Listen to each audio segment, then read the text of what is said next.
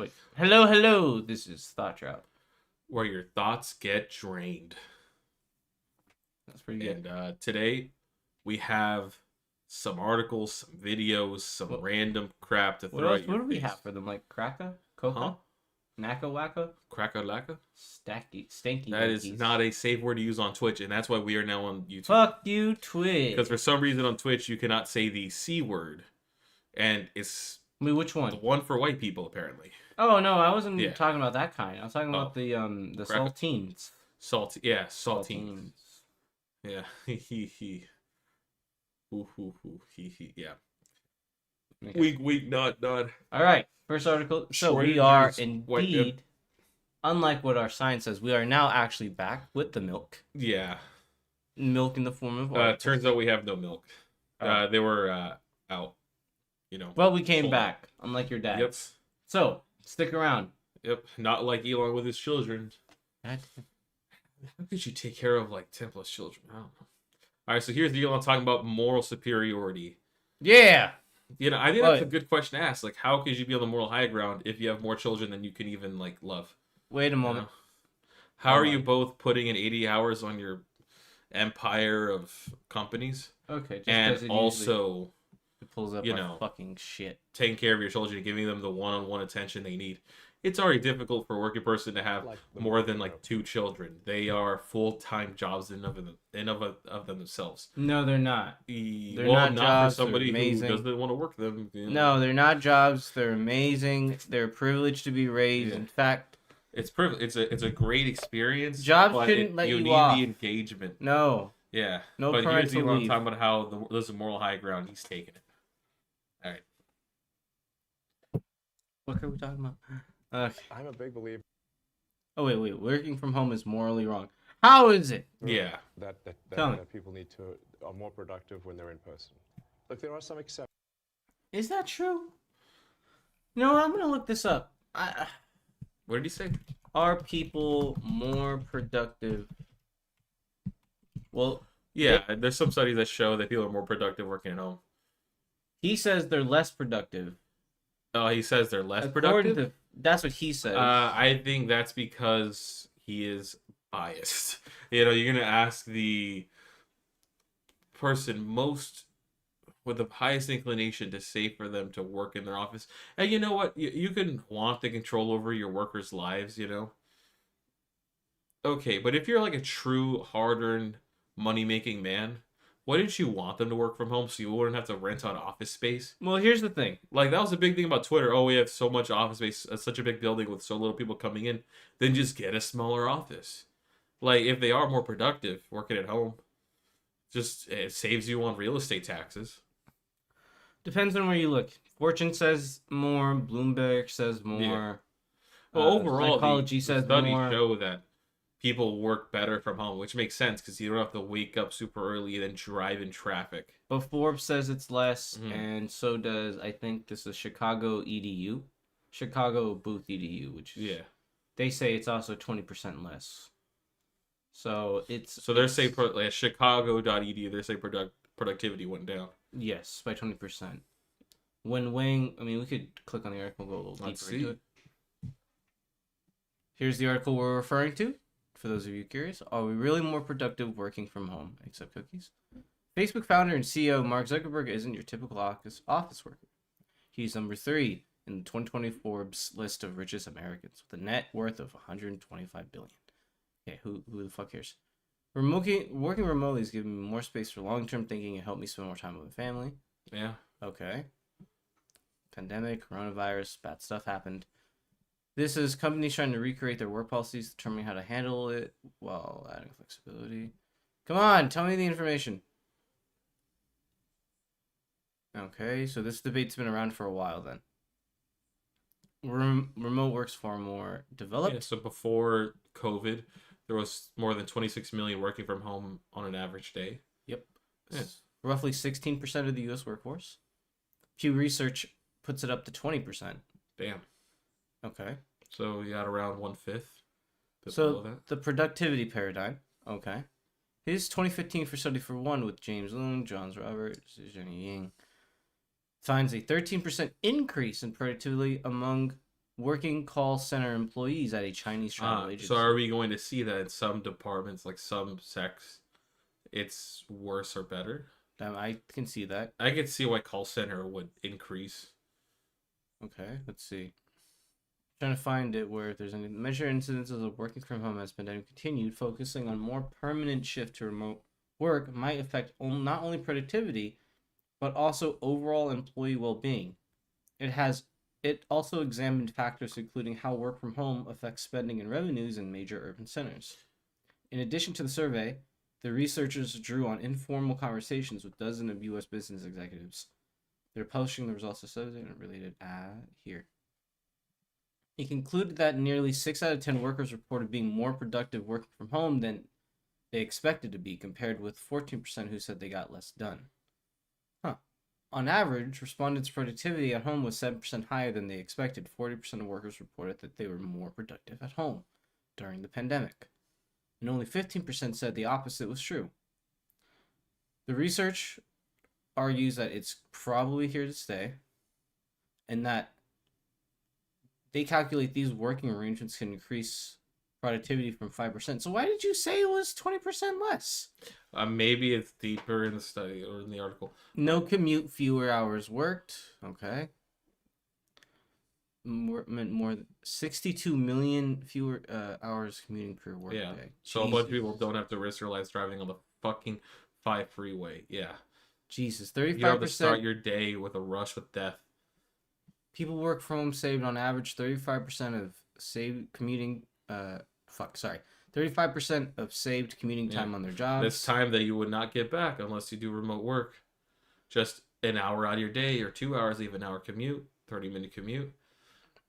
So you don't get paid for the time you commute. And if you can do the job just well from home, then you're just wasting an hour for no good reason. I could be jumping the gun a bit just because I haven't read the whole thing. But just so we can continue this moving, my takeaway from this, and I could be making an ass out of myself, is yes, overall efficiency per hour goes down, but they get more hours to work because they're working, they're driving less, they're fresher, they get to manage their time. Which the business wouldn't like that because, you have to be paid for each of those hours. True, but the point, I guess, in terms of productivity is that the drawbacks are, when weighted against the advantages, is negligible, right? Like that decrease in productivity is balanced out by the increase in, I guess, like energy and worker. In terms of work quality and that type of thing, and worker morale. But perhaps that's just a bit of a stretch. There are 4.4% increase in work.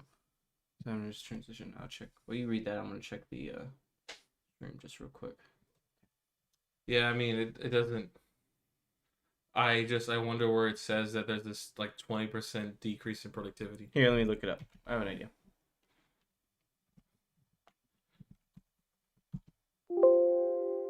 What? Seriously? Nope. Did Google just give us fake news? Okay, remote increases the... go to the other decrease, I guess. Okay, here it is. Time spent on coordinating activities and meeting also increased. Okay, so here it is. Shit, that probably fucked the mic up. Total hours worked during the time increased by approximately 30%, including an 18% rise in working beyond normal business hours. At the same time, average output, as measured by the company through setting work goals, declined slightly. Time spent coordinating activities has increased, while uninterrupted work hours shrank. Additionally, employees spent less time networking and had fewer one-on-one meetings with their supervisors. Adding the increase in hours worked and the decline in productivity were more significant for employees with children at home. Weighing output against hours worked, the researchers conclude that productivity decreased by about 20%. They estimate that even after accounting for the loss of commuting time, employees worked about a third of an hour per day more than they did at the office. Of course, that time was spent in productive work instead of sitting in traffic, which is beneficial, they acknowledge. So I was kind of right. Yeah, I can see that. But the problem, okay, so I was sort of right, but the problem with it is that there's just overall less communicating and more time organizing. Things are just organizing people would be slower, which I could totally see that. I mean,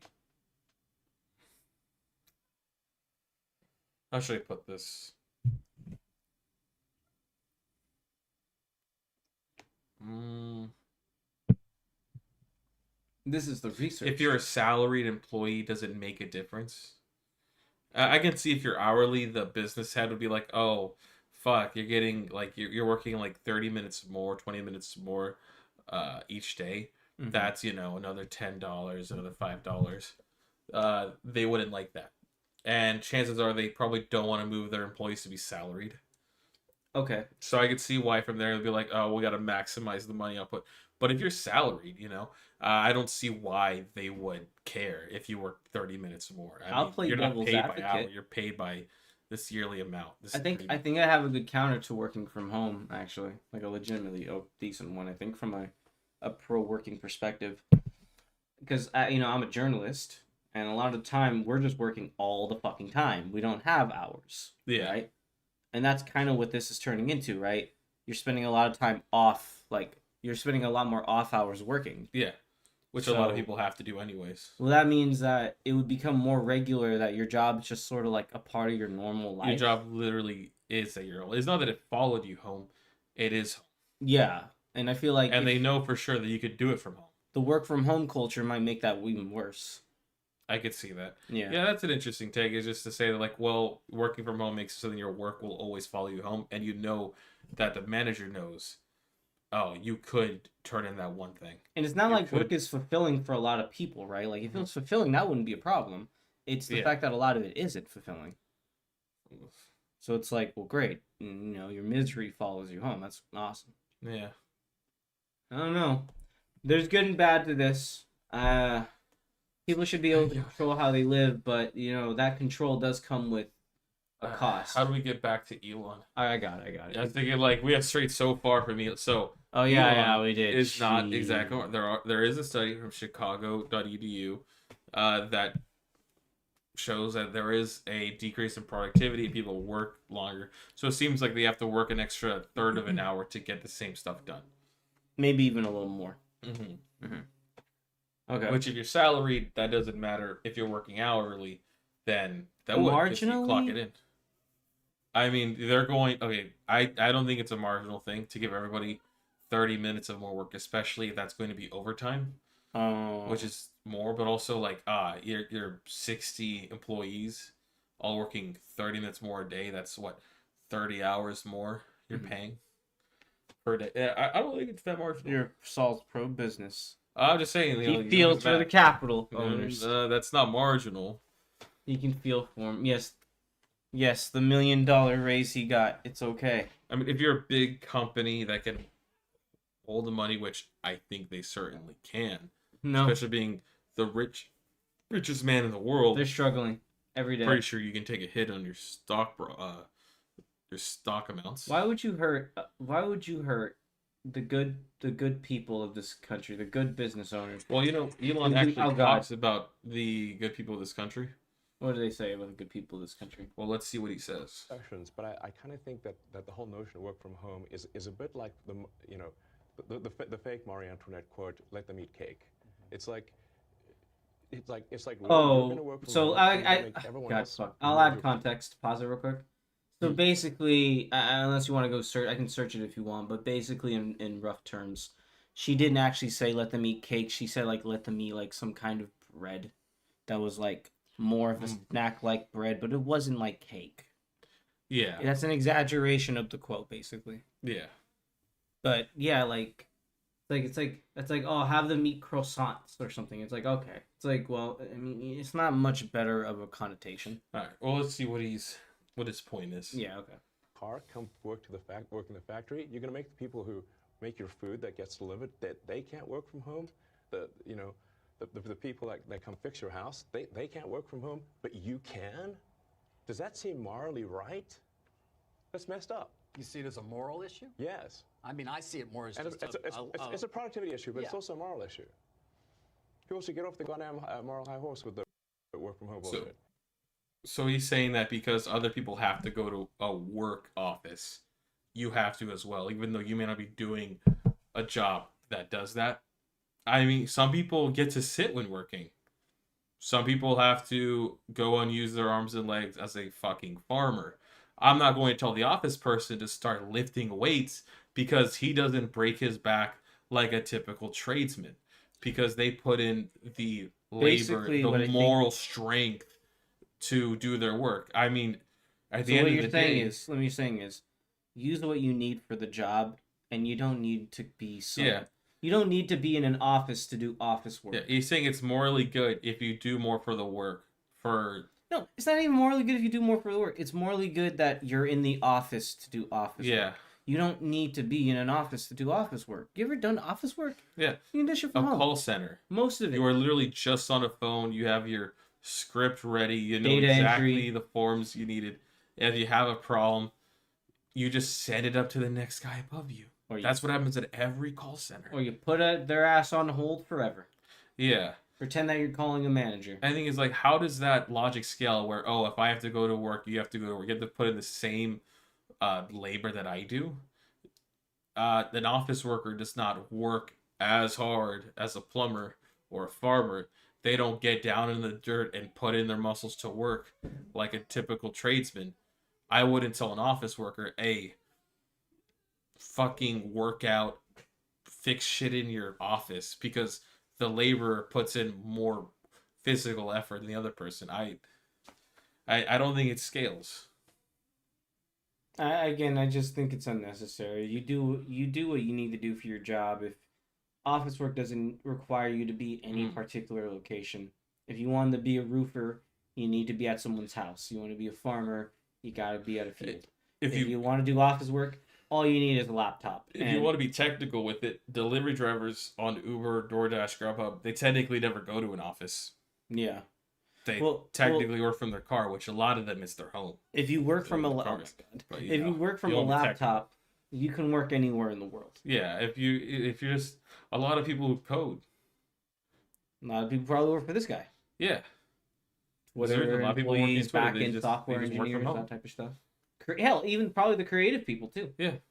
Community managers. There's lots of positions you can easily do from home on a laptop. And then you save as a business because you don't need as much real estate space. And You don't need as also, big of an office. for those CAF workers, they can work a little bit less. They don't got to feed as many people. And Yeah. you can probably fire them because you don't need as many of them. So it seems more like it's just a power play than a financial move. Yeah, no, it seems like there's a few holes in this Elon. Yeah. Because they're asking everyone else to not work from home while they do. The laptop class is living in La La Land. I'm a big believer that. Okay, Elon, I think you're kind of dodging the question, which is, and maybe you'll see this, and I hope you do. Why do you need to put a laptop in an office to work on that laptop? Why can't you just work on the laptop anywhere in the world, basically? Like, why do they need to be near you? Is kind of my question. Like, do you just like them around you? Do you like the company? It might be the power complex. The manager wants to feel above the people working in the office. You can't feel like a god if none of your servants are there. You know, you can't feel like the main man if the people you're above aren't there scared of you in the office. What am I going to look at from my office window? What am I going to look down at if there's no one there? Think about it. Like, you can I look, if it is true and the study shows more productivity, so you work better per hour. Okay, but to just take on the moral high horse, you're not winning it there. I would wager that a lot of people who work salary would easily take on a few more hours a day working if they can have more flexibility in their day-to-day. Because then they can just load the work up a few days out of the week and then have some days off. Like, you can basically, they can do what works for them. So yeah, it's a control thing. You want to do it on your schedule, and hell, not even to meet a deadline, but like you want them to do it in the way you picture. You ever heard that? I think it was Chris Rock or Dave Chappelle. It was like, it's like, you were doing the thing I asked you, but I'm mad because you didn't do the way I pictured it in my head. That's Elon, you know, just like it's like come on, like And they're also getting coming it from done, the they're guy getting it who done. praises his foreign factories because they work hard or they stay there for 10 plus hours a day and sleep at the fucking stations. Mhm. Like, of course he's going to say, please stay in the office. Like, he wants you there for the whole day, 4 days on end. But he sleeps on the floor. He works Yeah. 24 hours a day. Which I would also then say, if you really do put in 80 hours a week on your many companies, is it morally good to not, be able to see your family? Like, as a person with so many children, your children might say, wow, is it morally good to just have an absent father? Like, I don't know. Papa was Sounds off a little making, morally bad. Papa was off making money. What you Yeah. gonna do? All right, you want to move on? Man, Vamos United. Yeah. What the hell is this? Guy with few morals. Elon Yeah. says working from home is wrong. Has everything. Those productivity has been through the roof. That's not true. You know, there is another negative argument on this too, is that this might push employers to embrace automation faster. But if I'm being honest with you, that's like getting mad that an avalanche went a little faster. You know? It's Yeah, like, I hate when people say like, if you raise the minimum wage, it's like, oh, they're gonna create automation like tomorrow instead of next week. It's like it was always going to come. yeah, like yeah. Again, it's an Paying avalanche, $1 right? more an hour is not worth paying you healthcare, which a robot does not need. Yeah, if like you're they were never going to pay you Mhm. healthcare. and it only scales. The more of a high earning worker you are, more likely you are to have special benefits like healthcare, and then more of a reason to Sorry, have I a was robot looking take your for place. the. Like, let's say if you're, fighting for a full time position, you have your degree, you did everything well. Tradesman, even, you want your benefits. It's like, oh well, why ask for benefits? You're gonna make the robots come faster. Stop asking for more. Stop asking. I'm not for saying the it's an stuff you need. argument to not Yeah. do it. I'm just saying that's going to be the byproduct of it. Mhm. I mean, like most inventions like these are what's the word? Labor saving devices. Yeah. I mean, that was always going to happen. Except for art. I need my Except AI for art, huh? I need my AI art. You know, I saw a joke once. It was like the future where we do hard labor and the robots make art. It's what I need. I hate this. Well, we're off in space mining because the robots can't work in like 0G yet. Nope. So we're just, they're Look at slaving the away on Mars, and then the robots are What the hell is making this? us, Kermit v Sonic detective movie. Vet versus Newsmax. Vet. Oh versus yes, this is the Newsmax. video. We can skip to a certain part of that's formatted so bad. All right, well, This isn't gonna give me a virus. we can look it up on YouTube. That's all good. We're already I here. can tell you this. What the hell? This didn't happen under President Trump. And Hold I on, know- hold on. Yeah, so this is a vet that Let went on me to let me try to Newsmax. figure something out. I can tell People you got this pissy. didn't happen Nope, this under didn't. Oh, are you going? You could spread out the web page Oh my god. to be wider than the screen. We're just gonna go this way with it. Okay. Okay. President Trump, and I know there. Wait, give us context. What are we watching? All right. So this is a veteran that went on to Newsmax to talk, and Newsmax got a little angry. That's it. That's all of the content. Like, I'm not trying to poison the well. All right. Well, what's it about? What are they talking about? Let's see. It don't matter. Okay. It don't There's matter. a lot of people on the left that want to try to blame President Trump. He wanted out of Afghanistan real bad. He was real frustrated not being able to get out, but he didn't pull out because he knew this would happen. In fact, we all did. I called it on this program. My 12-year-old son knew about it, and so I've got Americans there that. Because he's listening to your crazy ass talk about it. Don't act like. Yeah, you talk about it. You probably go home to your wife and start yelling about fucking Afghanistan. He probably he probably like, just and so repeats your what you kid's gonna said. know because that is your life. He's gonna scream at his girlfriend in like 10, 20 years Mm-hmm. about how he was also like how they also messed up Afghanistan. It's all your kids are gonna know about Afghanistan. That are stuck. To me, that's a hostage situation. But Joe, I appreciate you working to get them out. I really do, and I wish you all luck in the world with due with getting them. respect, Thank you for. with due respect, Grant. I mean, like veterans, being one, right, and our friends are over there.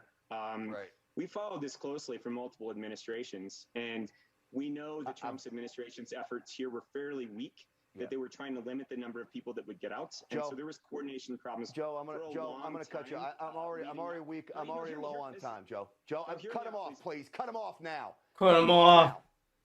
Shut him down. He's just so aggressive. The moment he didn't even make a name. He just said, well, over several administrations, and just saying like they're all sort of ass. They're all sort of bad, and he's just like, fucking get him out of here. Kill him. Like it's so. Shut him down. It's ridiculous. Well, I mean, it's this is how it's always been. Saying like at least if it was something like CNN or Fox, there's like a little veneer of lies, just saying like, oh, you're breaking up, I can't hear you, or I'm out of time, I gotta cut it. Like he went with the I'm out of time, I gotta cut it immediately once he started replying, which is already. But you just say you're breaking up, but no, it's just get him off the air. Do like drone strike, Just cut him and just act like, wait, what happened? What happened? Oh, we'll try to get him back on the air, like if you just like, okay. Imagine if you just shut down the. Here, let me show you what I mean. Mm-hmm. We'll do it on our screen real quick. Hope there's no. You know what? I'm too stupid. There might be something. I was gonna show our streamed stuff, but I'm like, I'm too stupid. There might be something important on here. Basically, imagine if you just. Well, look at our screen here. You can see it here. It's like Billy Bob, say something, Billy Bob. Yeah. Where did Billy Bob go? Shoot. Well, we'll work on getting Billy Bob back. That's a better lie. Yeah. It's just better to say, oh, he disconnected. Damn. Oh no, this is why we need to help the veterans. Come on, man. They don't have good internet. Like you could have went about that a lot smoother. I'm a press expert now. I just graduated. So I can now talk shit on their press presentation skills as a college graduate. Now I can act all snooty, and also make a slightly above minimum wage. Probably does not have many graduates there. Well, maybe, but they're all graduates from like Florida. Sorry, guys from Florida, you might be great, but man, they fucked you guys over. Yep. News. You're not gonna blame this on President Trump on my show. It's not happening.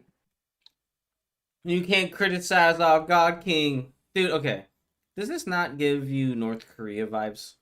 Don't be so much the supreme leader. And then you just get drone strike. Your family's forced to eat rats. You're no longer allowed to go on state media. Person would say it's like now you're forced to push trains for the rest of your life. Your whole family is subjected to eating poison until they die. Yeah. If Newsmax had their way. Do not besmirch God, Emperor, King himself, the divine, the holy, the dumb. Listen, man, I just want to talk to this man. Media presentator to media presentator. You're never going to be his press secretary, my guy. No. You're too goddamn aggressive and too fucking weird. I could see that happening, an aggressive commentator. Yeah, but then again, that he's just getting closer and closer. Right? They're gonna pick a woman to do it. Yeah, they should pick a woman to do it, and that's usually what they do. He's gonna pick his daughter. Oh God. He's gonna pick his freaking daughter to do the media shit. Okay, you're not. You can't imagine the asshole. Imagine growing up in his household. No, but just like he can look as much asshole as he wants, but he's not gonna be press secretary. Yeah. Okay. Because you gotta understand, for a journalist. That's it. Once you're a press secretary, you can just write books for the rest of your life. You can just talk about how you used to have a job for the rest of your life. That's it. But he can't get that. He has to work on Newsmax. Hey, they're getting more viewership. OAN, Newsmax. Yeah, but they're the getting king... more people. Dude, okay. But how relieved do you think he is that Tucker didn't go there? Very relieved. I mean, they probably couldn't afford him. Like, to be honest. Could you imagine being him, though, for, like, that month?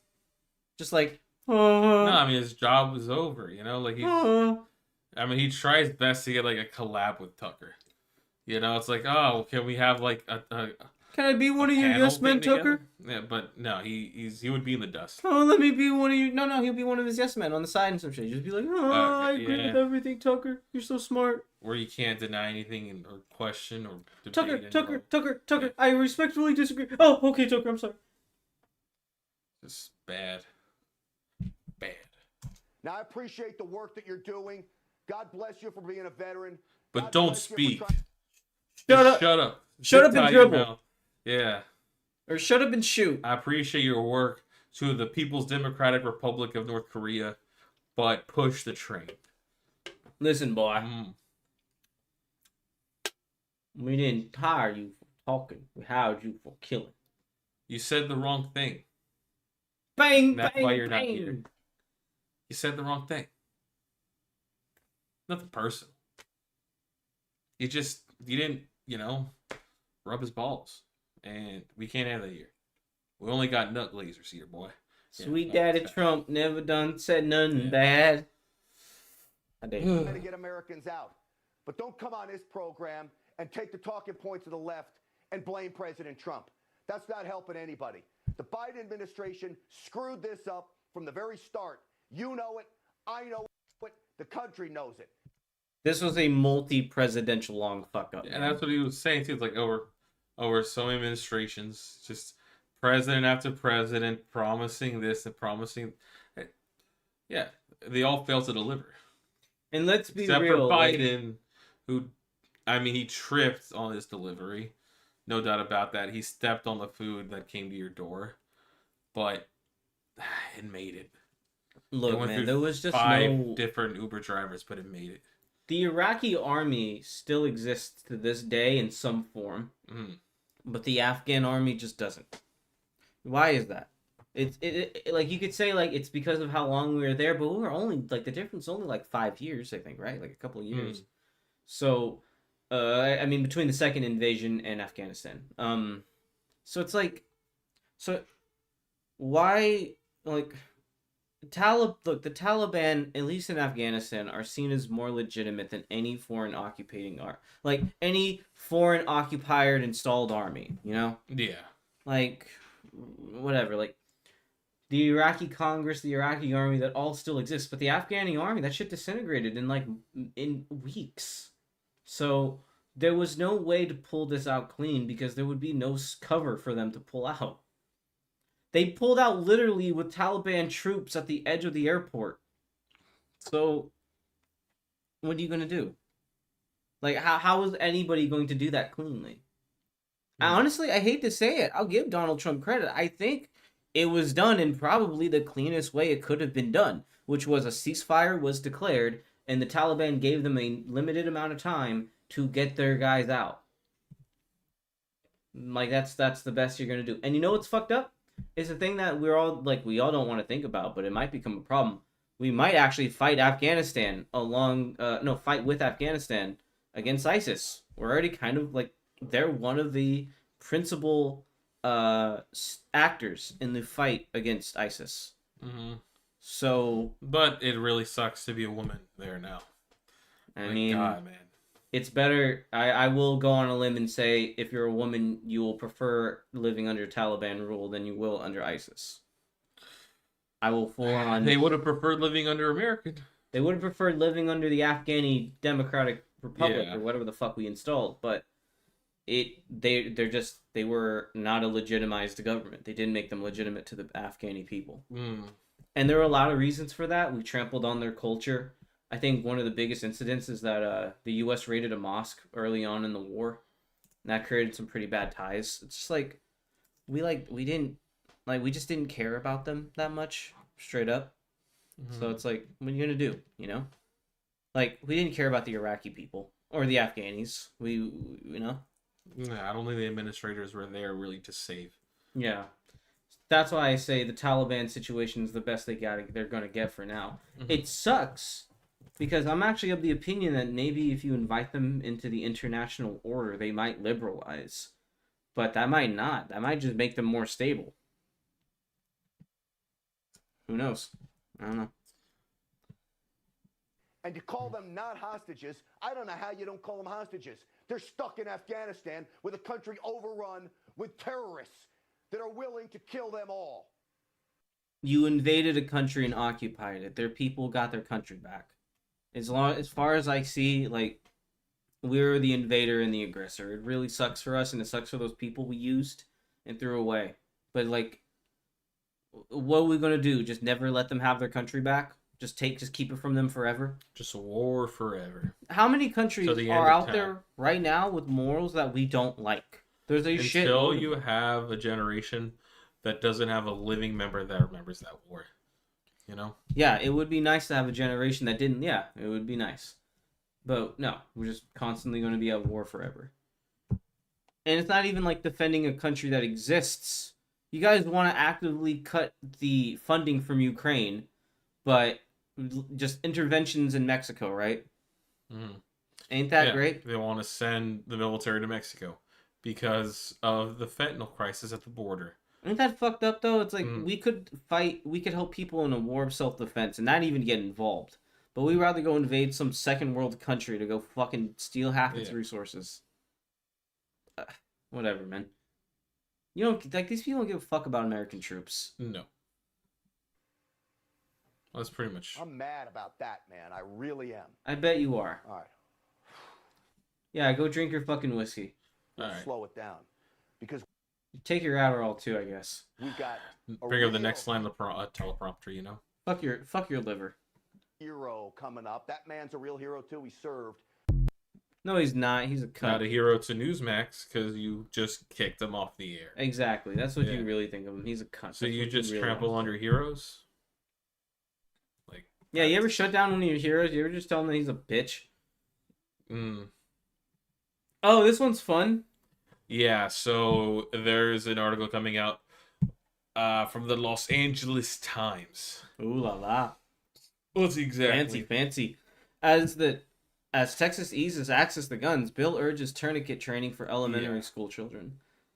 So this one sucks for me because I am very pro-gun. And I live in a part of the country that's very anti-gun. In Texas, in some areas, they're saying that the way to battle school shootings is not through taking away gun access because they're actively easing it, or funding mental health care centers because they're against it. No, they want to teach your elementary school child to stop the bleeding from their friends' gun wounds. They want to teach them how to make tourniquets and become little soldiers against the freedoms that you fight for, which you didn't fight for because you're not the one at fucking school. Having to worry. You know, it sucks because these kids don't get to have a childhood. And I'm pretty sure if high schoolers, elementary schoolers could vote, you know, the people directly affected by these policies, they would vote to not die by gunfire. And so they would put in policies to go against school shootings. They're most affected by it. You know? Like, I'm still of the opinion that gun control wouldn't stop this. But yeah, there's many arguments. There's over 300 million guns. Gun control is one step, but it is certainly not the whole way to. The problem is, I think, is that enforcement can only. I mean, enforcement's violence. Yeah. And the types of people who are going to take these guns and kill people are already not following the law. Yeah, I mean, you could ease their access so then companies aren't profiteering from school shootings. Yeah. You can make it so then, you know, like a school shooter can't just buy it from Big Five or from Walmart or, you know, from any place. And that they have to go through illegal means, which makes it easier to go after them because you can go after the illegal means a lot better. You know? I think it's more, I mean, you mentioned it earlier, but I think it's a mixture of mental health. Yeah. And a new wave of terrorism. Yeah, these people needed therapy. You know, like these people needed help. This is also a form of terrorism. This is a form of terrorism that I think the government's not really used to tackling because this highly individualistic but highly ideologically motivated shit is hard to track because it's there's no one group. It's one source. It's one ideological network. But a lot of the nodes on that network are legal, like the influencers, the people peddling all the misinformation. Like, you can't get rid of those nodes. Those are legal nodes. I mean, I think the only really do is make sure the person had the ability to become better, you know, through things like mental health resources. There is a point that a professor of mine said that I think is worth mentioning, even though I don't agree with him. which is, how do I put it? How do you say it? He said, parts of the country where they're getting more guns are also some of the places that have some of the poorest people, Yeah. some of the worst inequality, The and Rust some of Belt. the most exclusionary policies. Yeah. You're basically making a like powder keg of violence by setting the majority groups against the minorities and arming majority group on top of that Yeah. to enhance their violence. So it's tricky. This is a wave of terrorism that I don't think America is necessarily ready to really tackle. Because like the Ku Klux Klan, like you could you tackle that 100 years ago with gun control? I mean, maybe, but you also had to destroy them. But then again, school shootings isn't exactly Ku Klux Klan. I mean, if we're just talking about school shootings, that's one thing. That's fine. But what about the plethora of other like gun violence? Yeah, that's there's not other things like media like destroying power generators in cities, which it seems like a lot of them come from right-wing resources. Well, gang violence too. I mean, is an issue. Gang violence is also an issue, fueled by the drug war. And I would like it if gun companies and distributors don't directly profit off it if they just went through legal means. True. You know? The problem is, though, is that manufacturing firearms, especially certain types like AR-15s and AKs, is super easy. You can mill them. You can mill, especially like AKs. As if I was God King America, I would say, well, I'm not selling it to you. You have to do it yourself. Fair enough. Like that creates a horribly symbiotic relationship. Because, well, my only thing is, like, look at Chicago, New York City, and LA. California. It's like they have some of the strictest gun laws in the country, and we still get mass shootings. We still get a shitload of them. So it's not like these gun control laws. I mean, you can't do it by a state, because easily someone could just bring a gun from Arizona. Interstate checkpoints are not strong. They're checking for orange seeds or plant matter.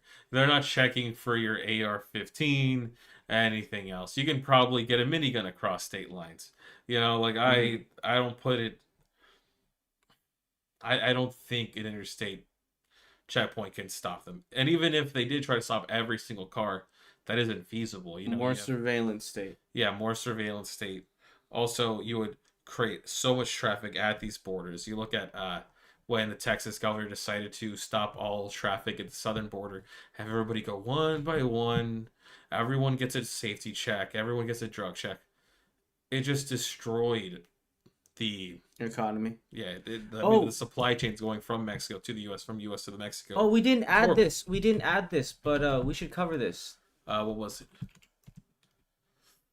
Oh yeah, I remember. So DeSantis is going strongly against immigration. Yeah, but we should also. Yeah. There are two elements of it, but we'll talk about that later. We'll get to that. Okay, and it's just sad that the Republican answer is not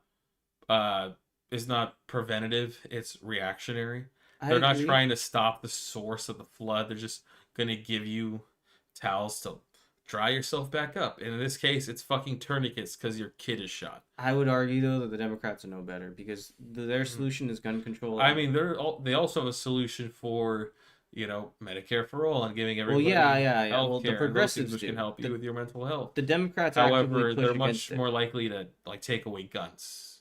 So, well, I would argue that the progressives have that as a solution, not the Democratic. I mean, I would say the liberals are also for strong reform in healthcare. But the thing is, a lot of them are affected by big money politicians. Like, I mean, this Gavin Newsom, who is seen as this really progressive, you know, left-wing person, but he's also had help funding from healthcare centers, which is probably the main reason why he's against Medicare for all. I mean, Pelosi is probably one of the biggest people who pushed against it. Yeah.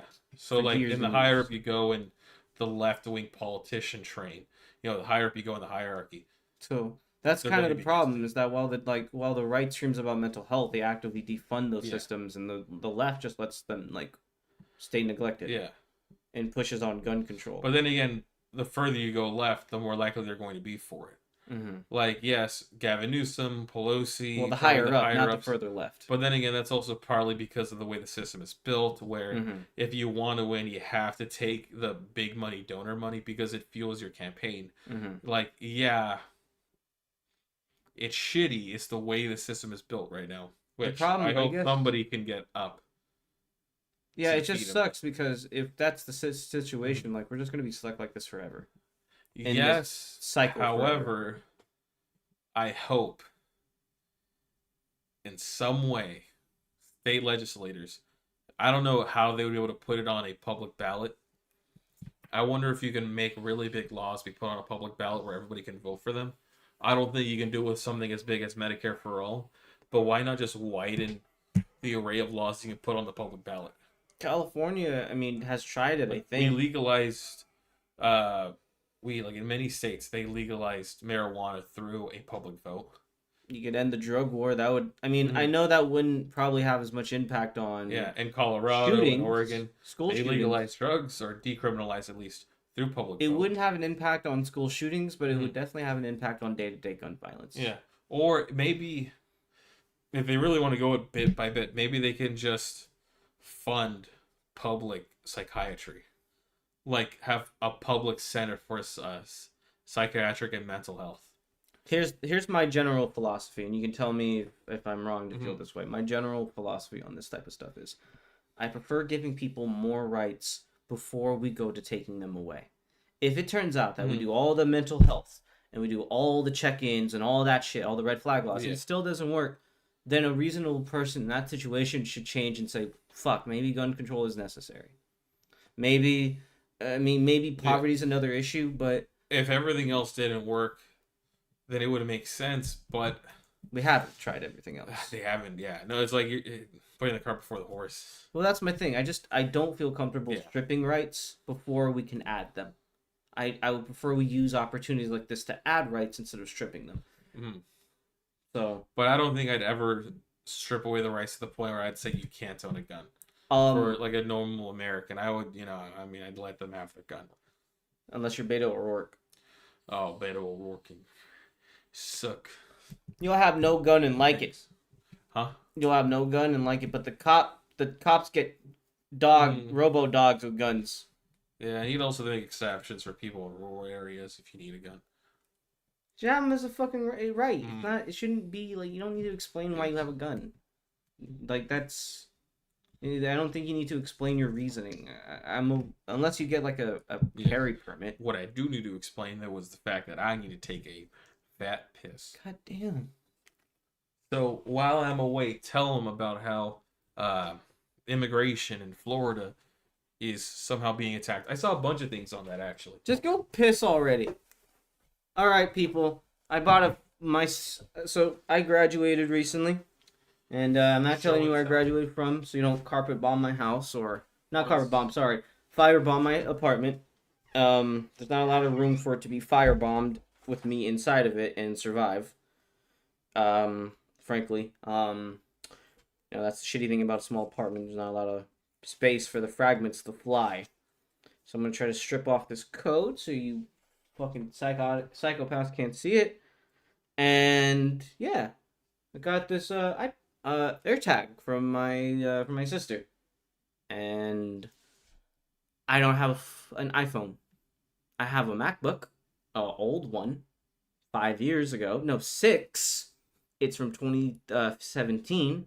So before the it's so old. It's a MacBook Air. It's so old. It's from the time before they got the nice screens, like when they still had the big ass bezels. Here.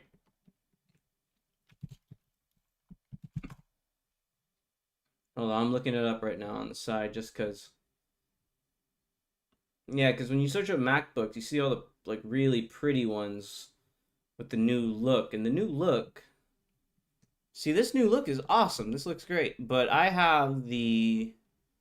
It looks this looks super nice. And the newer ones, especially, like the new ones that came out, look stunning. Like, they look great. But I have this one. That one. From several years ago. Probably not that exact... Actually, maybe that exact model. Because I have the 8GB RAM model. But, yeah. That basically carried me through college. Still using it now. Probably going to use it for another few years until it decides to die. So, yeah. I just wanted to know, does that fucking thing work with AirTag? Because, like, I would probably just put this in my car. So if my car ever gets stolen and taken to a chop shop, I can find it and get the cops to raid the building. No, it does not work with AirTag because AirTag is for questionable figures, including those that are going to steal your stuff. I think they'll find it. AirTags actually, people use AirTags to stalk people. Yeah, like, I know that's bad. You can because look at it, it's the size of a quarter, so yeah, no, you they could put slip that it in a pocket, yeah, backpack, car, basically anywhere. Mm-hmm. Not that I would do such things, because I don't even have a fucking. Imagine how weird it would be to look through your backpack and then see an AirTag. I would fucking piss myself. Yeah, and I'd be like, oh my god. Oh, I'm gonna get shot. Yeah, no, you have to. That's why you need a gun, Americans. Yep. You need it because some person put an AirTag in your backpack. Yeah, do not follow people home. That is really messed up. Oh, what's this? Russia finally took Wagner Group finally taken Bakhmut. Huh. They've been seizing the city for months. Oh boy. It's funny because they just talked about withdrawing too not a long time ago, I guess in threatening the government to send them more shit or they'll withdraw. So yeah, we'll see. This has been basically that's Ukraine's longest battle. One of its long. It's basically I wonder how history will look back on the Ukraine war. We'll see. I guess it depends on how it goes, right? But I just overall the fact that David is trying to punch up a Goliath, given David has the wealth and strength that the gods are providing for him, but the fact that he's swinging hard and he's not missing, Yeah. Well, frankly, I supported the helping them out. Yeah, so no, we ended up if this all ends up in World War III, man, well, it's hard to say. It's people say, "Oh, why help them fight Russia? It's World War III. Or America's funding, and they're fighting Russia." I was you're in any other case, we would be for funding the people fighting for freedom. Actually, I found a new line I could use. So you guys support Russia. American government administrators would not be for that, but general American public would be. Oh no, here's what I'll say. If you guys support Russia, but then don't support America, you're hypocrites because you guys are supporting Russian regime change. Yeah, it's Russia wants to take over the land. I don't think that's they're doing what's called a regime change. Ring any fucking bells, you ignorant fucking monkeys. Yeah, no, they're mainly just angry at America's involvement in it, which is dumb. Okay, let's see. I'm gonna move the funny to watch one down. I think it was sort of pertinent to that though. Oh, it is? Okay. If I remember right, it was. Okay, I'll put it back. It has to do with let me see. What is it? Oh. Yeah. What the hell is this? It's a stupid sketch. Oh, it's a sketch? Yeah. Oh, okay, what is it about? The kindergartens. Oh god. Yeah, Sacha Baron Cohen. We might get copyright strike for this. Will they take down the stream? We can try experimenting. We're not getting paid right now. Well, we can skip. There. Blink 180. I wonder, are they reading teleprompters? They probably are reading a teleprompter. Maybe. I just want people to know out there, when I say I'm okay with kids being around weapons, I mean it in a capacity similar to archery. For God's sakes, I don't mean this. I don't mean where they're defending their school from fucking shooters, man. Yeah. I just meant a range day where they shoot at the Ninja Turtles or something. I don't know. What the hell? Why do these gun people gotta be psychotic, man? Or is that too much? Should kids not even do the range day? Because that can also be bad. I don't want guns at school. They didn't say school. I want schools to be... I said range day, not school. I don't know. I just wish if you were sad, you could go to someone to make you feel better. No. It'd be cool if you could get a therapist to talk out your feelings. I need emotions. Their money. I would just like it if Big Five did not profit off your mass murdering. Well, guess who has a lot of money, has a lot of problems, and no money? Mentally ill children. Enough to buy a gun. They're using their parents' gun. They're little thieves, too. I don't know. It seems like a lot of them bought guns. We're talking about like the school shooter kids though. Yeah. No, those kids they took their parents. No, not all of them. You legally in a lot of states No, can't a own lot of gun. those school shooters aren't even like kids. Oh, Like Nico Rivera from Florida, he was like 19. the last one, yeah. Or no, which one was that one? Which one? What about the Texas one? The Texas school shooter. Would I like? Can you elaborate Oh on my the god, the last hundreds, if not thousands thousands of school shootings?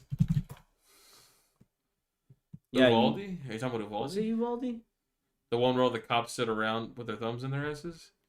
I don't remember that one. I don't remember who was That'd the be first of all. shooter in that one. It doesn't matter. Ugh, Uvalde shooter wrote LOL on whiteboard and victim's blood. Yeah. Ah. Nico Rivera was probably Florida, I think. Are you talking about the one where the person who did the shooting survived? I don't remember. Did he survive? The one Nico Rivera did. That's the only one that I know. I guess Dylan Roof survived, but that was at a historically black church. And he was also an adult swim beret. Did they even identify the guy? Oh, 20-year-old man. What the fuck? Yeah. Not a lot. I mean, some of them are children. Some of them are teenagers. However, people like Nico Rivera, they just had gripes with people of their age. They hated the school. And once they left, they came back and they're just like, time to make you feel what he felt. This is and definitely a commit fucking mental horrific issue, crime. dude. Huh? This is a mental issue. Holy Yeah. fuck. It literally just stayed in their brain either after they left the school or they learned it from somewhere else. They went to a school. They're learning to do it based on other people get the publicity of doing it at schools. Listen, I know this is going to come off as sympathetic to the shooter, but it's not. It's sympathetic to the family. There are a lot of mentally ill people who are fucking lonely and they're dying. Mm-hmm. And a lot of them get pushed to shit like this out of desperation. Yeah. They want people to know they're fucking there. Because, and don't get me wrong, that doesn't mean they should go shoot people. It just means that this is a problem, regardless of what we do to the guns. This will always be a problem. And yeah, we can make their crimes less horrific by taking the guns away, but they'll still be there. They'll still be an issue. Possibly still even a threat with access to cars and bombs. So it seems like we're sort of sidestepping the issue and avoiding the harder of the two issues. Because frankly, I do believe we could ban guns in California long before we get universal healthcare. In California, too. If you're going by like state state-wise, yeah, we're more likely to, in California, they're more likely to ban a gun before giving you more free rights. healthcare. Yeah. We'll give you help. Before we give you guys it's much healthcare, easier we for a take your government shit. to take away your rights than give you something for free. Mm-hmm. Well, we're fucked anyway. I don't what are we gonna do? Oh, Newsom, listen to the cries of the people. News Nation. What's this about? That was the News Nation going on. We don't have to go out. Oh, okay. That's more of the last one. Oh, that was a short. Short, like a comic. Yeah, oh god, dude, that one. Jesse Lee Peterson's an old diamond that no longer shines. Wait, hold on. Wait, sorry, what? Yes. So I was gonna say Jesse Lee Peterson is a political commentator who was famous years ago. He's still sort of around. He's still famous. And some of your favorite political commentators talk to him. And I think it's just nice that people are reposting their interviews with him. Oh, is he dead now or no? I don't think he's dead. But for this video, he talked to Hasan Abi. Hasan Nab. Yeah. Oh my god. Hasan Abi. Say yes Hasan. or no. Do you think black people do you not think that black people played a significant role? Is that fair to white people? There's no such thing. Like, there's no fairness to white people. This is not a white person's country. Asian people played a significant role in building this country. Who built this country? They left their country to come here. Do you not think that black people played a significant role? Do you not think that African Americans played a significant role in building this country? No. How could you? Oh, okay. All right. Well, do you think white people are better than black people? Let's just get right to it. Do you think white people are better than black people? Better in the sense that. What, better in what sense? I'm about to tell you. Is that they create and black people destroy. Holy crap. Oh my god, dude. Like, and then people wonder why they call him racist. A white dude that fights for blacks versus a black dude that fights for whites. This is cool. He's not even fighting for whites or fighting for black. Like dude is literally saying that one group of people are Destroy it. inherently yeah, just Give the white kid a Bud Light. yeah. And I just thought like, oh, look at the comments because there's so many comments that just either defending Jesse Peter, this racist piece of shit, or just going off tangent and just saying, oh, well, look at this like beta cuck liberal who is both tall Or and they call him Uncle Ruckus. yeah, people Hasan calling him being Uncle from Ruckus Turkey, because criticizing white people for slavery is peak irony. He's talked about it before. I think you're referring to the genocide. Also, if I think it only makes sense you would talk more about the country you're living in because that's the country you can more directly affect. Like, yes, he's from Turkey, but he lives in America. Just so we can say the obvious, Chinese people built the railroads. Mm-hmm. Who else built? Black people basically built everything, including America's early industry and agriculture. And and they built the White House. So there you go. And and basically America is just a long history of finding new minorities to add to its strength. 7 year for construction and farming. Well, basically, the history of all empire, including America, is finding minorities and adding them to their strength. And, using them for hard labor. Well, not just that. It could be like Navajo like code talkers. The Navajo code talk. Yeah, I mean that's really fucking cool. That's like fucking cool. Mega Riz. Yeah, that's top tier. Well, my point is they were a useful minority because of their language. You know, so that's basically the history of America. We're finding useful minorities. There was a life before Walmart. There will be a life after Walmart.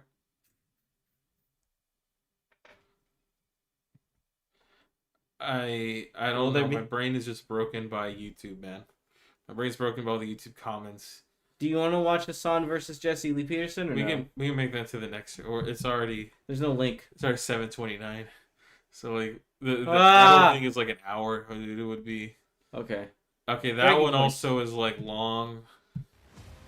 People were complaining about the end of it. Oh, Star Citizen. What? Play free now. The game's possibly a scam. I'm not going to say it is. That people didn't like, right? No, it's just been in development for because 10 of years. development for being so long. Yeah. And actually, the funny thing about this game is that it broke into two parts. It broke into Star Citizen, which is the multiplayer portion, and into Squadron 42, which is the offline campaign version. So now there's two games that will never be made. Anyway, breaking points.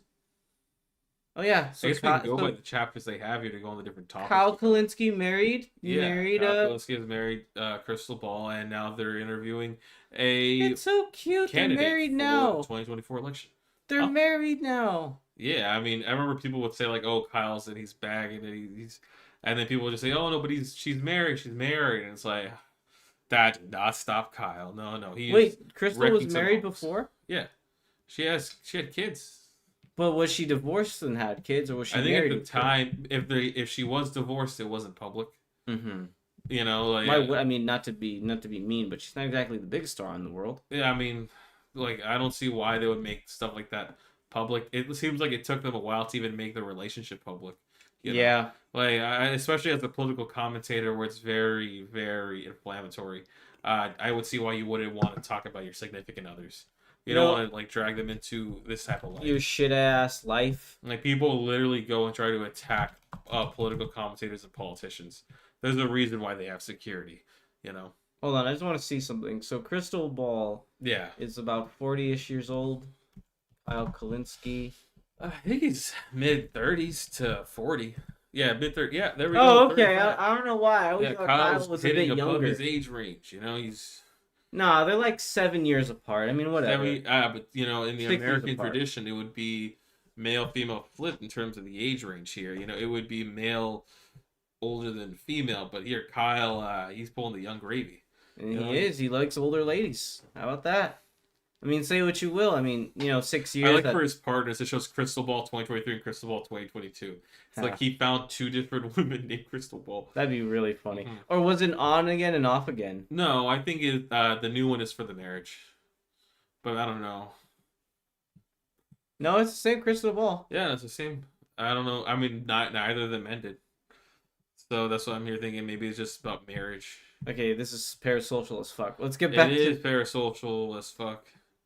But they did post it for everybody to see, you know. Yeah, they did. It's I like, saw I it. think it'd be parasocial like, I leaked video. I leaked it myself. Yeah, that would be too much. But I mean, they posted on their Twitter and they, like on Breaking Points. Sorry, It's 6 years inappropriate. They're getting married. Yeah, Is a 6-year age gap inappropriate? It's, I mean, especially at their age. You know, I mean, they're both middle aged. No, so. no, Crystal is a predator. God, 6 years old, dude. He's still a child. Look at them cheeks. Yeah, look, his hair is so gray now if he doesn't put in color. It's crazy seeing from like, you know. The job aged him. Huh? Job aged him. Yeah, the job did age him. And then there's Jimmy Dore, who's always been old. Who's always been kind of old looking. Yeah. No offense, Jimmy Dore. Genre, a political sack. For what it's worth, Jimmy, you're 60 years old. Hey, he doesn't look 60. And he's you don't look spry. 60 for what it's worth. But you know what's funny about you, though? You look like you've been like 50 for like the last 20 years. He plateaued in age. He'll be 50 when he's 20. He'll be 50 when he's 100. It's it's not a win, but it's also not a loss either. Yeah, I mean it's like a passive W. You have a passive buff and debuff. You know? Yeah, you just look old. You just look like 50 forever. Yeah. But it's fine. Because like at a certain point you should have looked like Joe Biden. Yeah, when you're 60 or 70, you'll still look like all right. Yeah. So, I talk about her so much, but Zabagetsky. He's God, right now. I can't spell her name. What is the name? Do you know her name by? I cannot get her name right. Oh, you're talking about the lady from The Expanse. She is Indian fucking lady old. who does a lot of voice acting. And she's an Emmy award-winning actress. Yeah. She is 70 years old. She is prominent. She's been more prominent over the last few years. Yep. She's 70. Some people just age like fucking 70. 70. Yeah. Jesus Christ. And she's stunning, right? Too, and then her, yeah. She is a good-looking woman, even at 70. It's ridiculous. Some people really just age great. Yep. Jimmy, you might be one of those people. You won't look as good as she does, but you might look all right. Leslie Peters is aging good. So look at that skin. Damn. She did take good care of her skin. Yep. No cigarettes. I mean, her voice sounds like a cigarette, but yeah. Yeah. It's a good voice. But that's what makes her voice great. Yeah, you can. For some reason, doing drugs makes you sound cooler.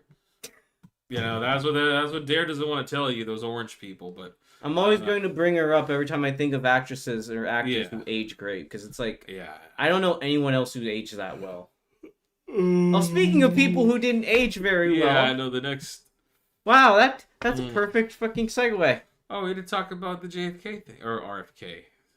Oh. I mean, there's a segment or a piece you want to go through it, RFK. We can go through this real quick. Okay, so yeah, there's Dianne Feinstein, and she's... Can she just step down already? Problems. It doesn't even remember what the problem is. The main one at hand is that she hasn't been in Congress for a while. She missed a bunch of votes. She missed a vote where they're able to overturn some EPA regulations. She's and 89. She's there to defend democracy. And it's okay if you have to retire because you're 89. No one's going to say, home. "Oh, you didn't put in the work." You put in the work. Go you had your home. golden years. You did it. He's being nice. I'm being mean. You put in the work. You put in go the hours. to the It's home. time to go and sip Mai Tais at the ocean. Go find an ocean to stare at and die. You become more like of a detriment because you're at home. And we understand why. He's being very nice. I'm gonna just say, go find a fucking ocean, stare at and die. Go. Like they're gonna put you there. They're gonna wheel you there by a window. You're gonna stare at an ocean. You're gonna fucking die. Go. You played the game. You became a senator for X amount of years. You made the money. You fiddled with the stock market. Just leave us be. Good cop, bad cop. Just leave us, Diane. Please. Go home. Boo. I'm not sexist at all. Please. Yeah, he's just being condescending. I'm not. I'm just being an asshole. I understand why some people be like, "Oh, why are you telling her to leave? There's other people you can tell to leave." Well, we all tell Biden to leave. Right? We even kind of admit Bernie's kind of too old. Yeah, Biden's also... He can't do another run. Like, dude's fucking hunching over his fucking nipples. Yeah, you see how old Like, Bernie is, man? The guy, I'm a mummy. Like, the guy's damn near. Like, it's time for you to pass the torch, all dude, right? if Bernie got hit by a You stiff need a wind. Ray. You need a new generation of I love heroes. Bernie. He got me into politics. But just know, if a stiff wind hit the old man, dude, he'd Yeah, dust no, and fly away. Look, Bush was old, but he could dodge some shoes, all right? He had reflexes. He had the ability to dodge a fucking bullet. Bernie was playing basketball. Yeah, well, okay. But it's not as fast-acting as dodging a shoe thrown by a really cool reporter. Which, redact my words, please, FBI. Don't. It's not cool to throw shoes at the Don't president. go after me. I'm not going to attack anyone, please. Mr. Johnson. Yeah. Okay, so we'll go back to JFK and RFK. Yeah, I mean, Where is it? top left. No. Oh, yeah, that. But where the hell is it in the video? I think it's at the end. Apparently, people got angry at Crystal Ball. No, okay, it was about vaccines. Yeah, apparently people got really at Crystal Ball because she kept like going over him and like not letting him speak on vaccines. Okay, let's do it then. Yeah. So let me ask you about vaccines. This is an area where you and I have significant differences. And significant differences. If you have significant differences with soccer on it, you should do this with him too. If it's just you and him, and you're not saying we, you know. Do you know what? I will say this though. Like, do you make constant war with your fucking co-host? I mean, that could be part of the show where either you're at a breaking point with people close to you. How do you engage with that? How do you flow with it? Like, yeah, but I mean, doing even this show, you know that like not of cooperating course with you your can't host. just be like 24/7 yapping at each other and at each other's throats. But you know, Vosh would just say like you need to care about the ideas, yeah, more than the act itself. But man. I'm just saying, I don't know if this helps Crystal more than soccer. I think it probably helps soccer more than Crystal. Probably. Let's see what she says. A lot of what you say I really respond to. I think you're a very genuine person, but the across the board, whether you want to call it vaccine skepticism or anti-vax advocacy, which has been a central part of what you've been up to for the past number of years. For me personally, it's an issue, and it's a real sort of red line. And I know I'm not alone in that, especially running in a Democratic primary. There are going to be other millions of people like me who have similar concerns. So how do you win them over? What's your message to people who think like I do? I hate that already. It's like, what concerns exactly? I wish he was a little more specific. Yeah, I mean, I think she's gonna let him try to hang himself. Oh, okay. But just tell me where you think I got. Oh my God! What the hell? He also smoked a lot of cigarettes, or maybe he has maybe he has COVID, and that's why his throat's all just phlegmy from all the fucking shit he eats, I guess. Oh, I mean, maybe he was just born like that, you know? Maybe he's fucking corpse husband or something. I don't know. Well, I think you get it wrong when you draw a correlation between the rise of things like autism and the introduction of vaccines when there isn't hard scientific evidence tying those things together. How do you know? Let me ask you this. How do you know there's not a hard scientific evidence? Well, because the one major study that purported to show that was retracted, and the scientist who conducted it was, Now, what you're doing now, basically Crystal, fraudulently created. Listen, no. Hold on. But I don't want to get in a debate with you about this because you've spent your life pulling out this study. I will tell you. Let me just tell you. Hundreds and hundreds and hundreds. Let me just tell you. I've listened to hours of interviews with you with an open mind, and I'm not persuaded. Now, maybe I'm wrong. That's possible. I'll hold it out there. People can watch. I thought Megyn Kelly did a phenomenal interview with you that went through all these claims piece by piece by piece. I really encourage people to watch that whole exchange because we won't be able to do it justice here in the 5 minutes we have left. But there are going to be people like me who aren't persuaded and who see this as an issue. And the fact I'm just, I will say, if you saw his eyebrows in that close-up shot, he was just wiggling them a lot for some reason. It just to take the mind off of vaccine shit. His eyebrows are wiggling. It's crazy son of a bitch. What's he doing? Yeah, like what was he doing? That was weird. But okay, Crystal. I mean, you're interviewing him, right, Crystal? Kind of softballing. It's sort of softball, but like, maybe I it think gets you better. talked enough. Maybe gets better later on. It may be, yeah. It's a big segment. Yeah. Fact that it's been such a central part of your advocacy means I can't just sort of put it to the side and say, oh, well, I'll just ignore, this piece that's been really important to you in your life. So you're running in a Democratic primary. You have a lot of people who feel even more strongly than me who think that, Dr. Fauci is a hero and all of these things. How are you? I wouldn't go that far. I think if anything, Dr. Fauci handled the situation very, very poorly. But I mean, with changing contradictions, I'll be honest with you. And this might sound kind of elitist, but in terms of the scientific process, I don't know if the public needs to always know every step. Just because, like, I don't know. But then again, what are you supposed to do, though, in those early days, Like, yeah. I don't know. The problem is like, you can talk about how I would have handled it, but it's like, there were no masks. We didn't know how infectious it was. It's like... Well, we are a quarter way through or fifth way through this segment, and I feel like she's talked a lot. She has talked a lot, but said very little. Yeah. Continue. Want me to speed it up? Yeah. Probably speed at 1.25. What is your message to them?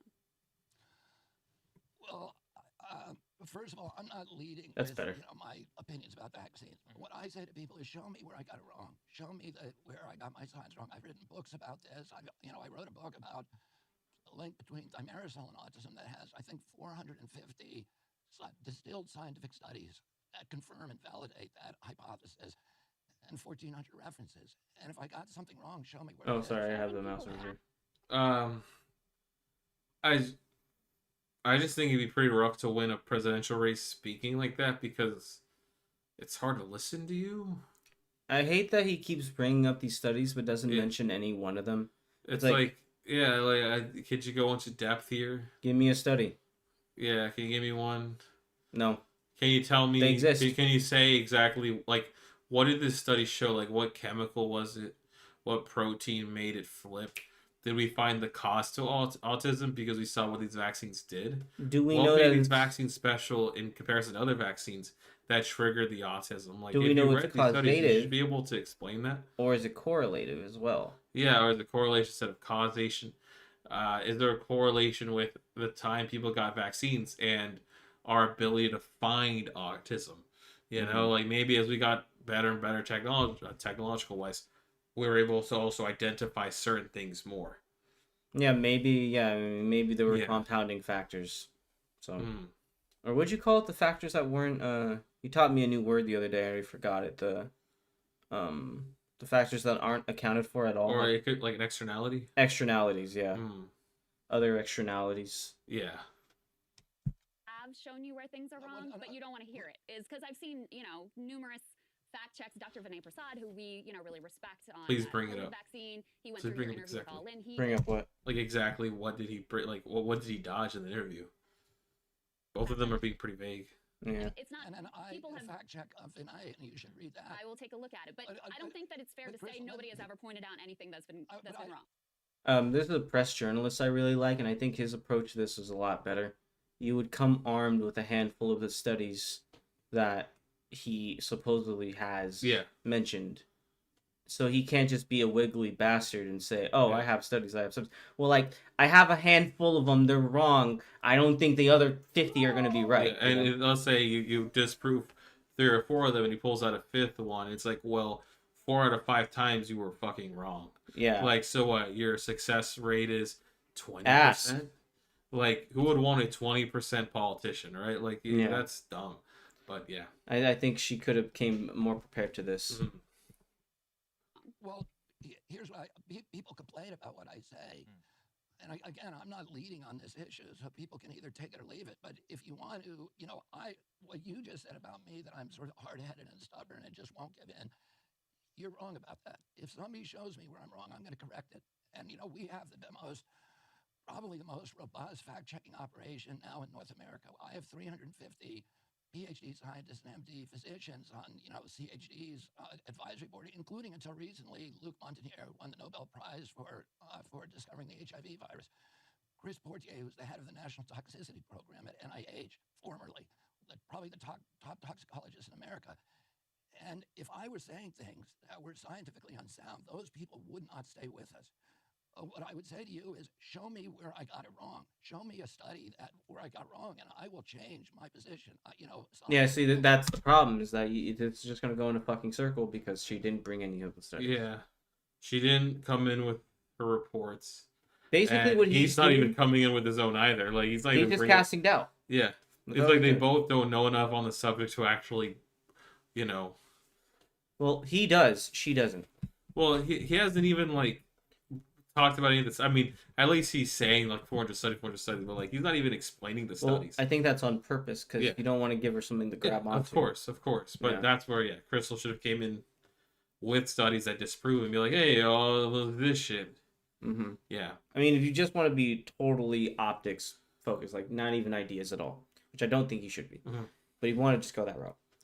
Having him on the defensive is just a better optics, instead of you stumbling and bumbling. Oh, I don't know. Like, they said you're wrong. Like, I mean, Crystal even asked, like, so what did the study say?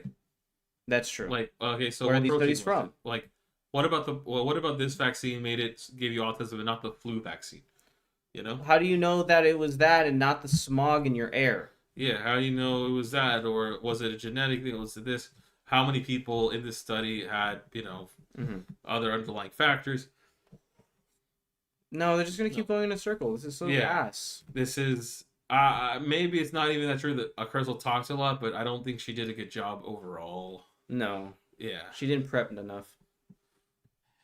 It's not an If they mention that one more time, we're going. Yeah. Embarrassment to me. If there's a new scientific study that I haven't seen that comes out and says I'm wrong, that's what you're supposed to do. Not counting this time. But I'm saying to you, nobody has done that. If an A. Prasad, when he did his piece, if he showed me science that was valid, I would change my position. If we got the two of you together, read my response to him. So you say this isn't what you're leading with, but I just have to say, as someone who is watching your candidacy closely and is aware of the advocacy you've been doing and the organization that you are involved with. As a person who hasn't read a study disproving you. So I think that's the most important piece for people to get, who you have to accept there are going to be people like me who just don't agree with you on this. You certainly understand that there are many who do think that the vaccines that we have are more beneficial than harmful, that, got their kids vaccinated and are happy for that decision. So how is this going to impact the way that you govern, or does it not at all? I mean, I'm going to govern according to, what evidence-based medicine. That's. So let me give a specific question. If there's another pandemic, in the last pandemic, former President Trump, something we gave him a lot of credit for, he launched Operation. Who's this guy again? They had a whole of RFK. Yeah. What's that name? RFK? Robert F. Robert F. Kennedy. He's a Kennedy. I'm not sure if it's Robert, but yeah. Okay. We might do a deep dive on him later. Yeah. No, he's done a lot of anti-vaccine stuff, which, I mean, as the presidential candidate, I don't know if you can win if that's your biggest issue that you harp on the most. Just public appeal-wise, that is not the number one. That's probably not even top 10. To the COVID folks vaccine who are might watching, make it top 10 for Republicans, but To the folks who are watching, we are planning deep dive materials in the future where we focus more on individuals and stuff. But so we're making a little list, as you saw there. Mm-hmm. Government approach. Oh yeah, no, she. They used the mRNA technology that was developed using U.S. taxpayer dollars to get a vaccine out to the population as quickly as possible. How would your approach have differed? My approach would have been a science-based approach. Which means what? Which means a medicine-based approach, the approach that has been used for and approved for decades. You look first at therapeutics that are off the shelf, and you look at the efficacy of those. I mean, what I would have done if I was in power then, I would have created an information grid, because now we have this internet that is supposed to benefit us, and it's become instead an instrument for totalitarian control. But let's use it for something good. Let's link all 15 million doctors, frontline physicians all over the world, and find out what they're doing to treat this new respiratory virus. Yeah, isn't that what the studies were for? Isn't that what Crystal is not doing good? I mean, didn't we literally have like day-to-day numbers on people dying? Yep. And we even had cases where the government misclassified this information. Yep. So we have plenty of information. What's the point of gathering even more information? Well, what's Crystal's response? It's probably even the same information. Oh boy. and find out what they're saying is working and not working, and then test that with science, and then turn it instantaneously into protocols and recommendations for other scientists. So would a vaccine development be part of that or not? So basically what you're saying is we can't do anything until we get everybody communicating with everybody. Isn't that fucking convenient? Ain't that just fucking fantastic? We just can't do shit until everybody's talking to everybody so everybody can join everybody. Tell them that Texas can't do something unless they consult California. Oh, yeah, that's going to work. Right? Like, hey, we can't do this unless everybody talks to each other. Well, I'm pretty sure you would get angry if a Californian doctor said, hey, you can't do this. Or, hey, maybe you should be able to give this birth control pill. And then Texas is like, wait, no, you can't. And then, like, what happens then? Like, communication, well, California says you can do it, and not California. The institutions that matter are already communicating on this. The people who are working on this are already, like, you don't think the university systems in this country already communicate this stuff? I don't see the point or the usefulness in what he's saying, because it's like, you're telling that the UCLAs and the Berkeleys of the world and MITs, like, they weren't talking to each other already and sharing information? Yeah. Like, that's ridiculous, man. Like, the implication of what you're saying is that they weren't. This is, like, the government was publishing day-to-day statistics. They certainly know each other through sending their students to work at each other's schools. They certainly have links to their advisors. They share resources in journals. Yeah. Well, I don't think the vaccine works. Okay, I actually do think Crystal's ironically dropping the ball here, because like even if you know just a little bit about how this process works, like you would know that the universities are already talking to one another. What difference does this add? If you think it worked, and try to explain to me why the countries that were unvaccinated did much better than our. Many of those countries. No, they didn't. They didn't do better than us. Sweden, where they tried out herd immunity, went back to doing vaccines. It didn't work. In places where they didn't have vaccines, they got devastated. In communities in the United States that didn't have it, had higher infection rates and higher mortality rates. That's not. He's just lying. Factors in various countries. So a lot of those countries, as you pointed out before, hold on. Is she gonna point it out? Okay. She can do it. While she does that. I think there are a lot of factors that may go into that. One of them is the fact that we are disproportionately obese as a society. We have the negative health outcomes that you've been talking about. We don't go outside as much as countries, say in Africa. I mean, there are a lot of different factors that may play into that. But I will say, did the vaccine...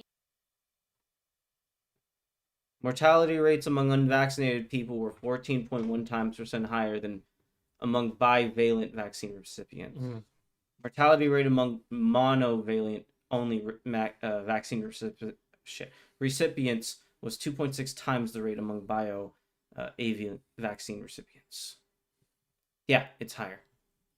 If you get a vaccine, you're less likely to die. So, again, you have to understand that he's lying. All the information that exists points to it lowering. Okay, how about this? Here's an easy way.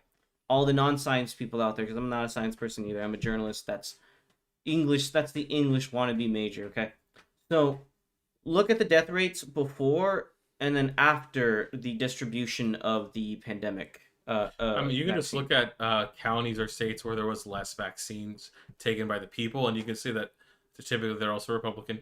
They had a higher rate of death from vaccines. Even after places like California, like they started to cool down on deaths. Places in rural areas, other states, they just kept dying. Yeah, you know, like they did not have as good of a trend. You don't need to have a medical degree to see that. Yeah, I mean, there's already studies. I'm pretty sure we covered that actually on the show, talking about how they just kept dying. Yeah, we covered that before.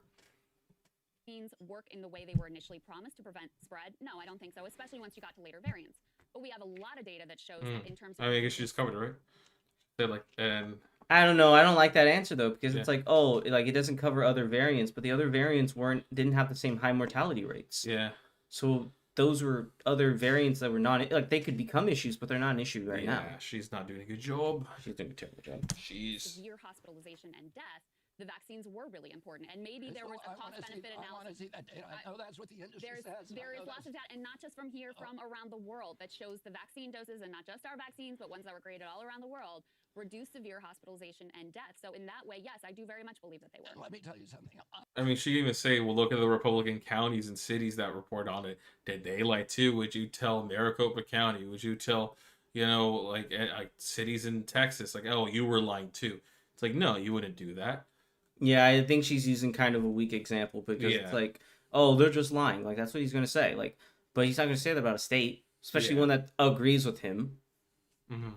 What I believe you're doing now is you're parroting what the public health agencies have been saying, but they do not have a scientific basis. Of course. And I have another book out that you should look at called Died Suddenly that goes through all the Johns Hopkins data, which is the dashboard data that everybody used, and shows exactly what happened when first of all, the vaccine, the Case Western study that is probably the largest, most recent, shows that at most the vaccine gives you a very, very small amount of protection, and that after 7 months, you go into negative efficacy. So you are if you got vaccinated, you're more likely to get sick. You're more likely to get severe illness, and you're more likely to die than if you were unvaccinated. I have not seen that. I have seen study after study that shows the opposite. Listen, I don't want to get bogged down. I mean, that could be misrepresenting the study. You go into negative efficacy, like, well, yeah, if you're 1 year out, 2 years out from taking the vaccine, it shows that you have to retake it again. I think there's a downward trend, but my guess is that you would baseline.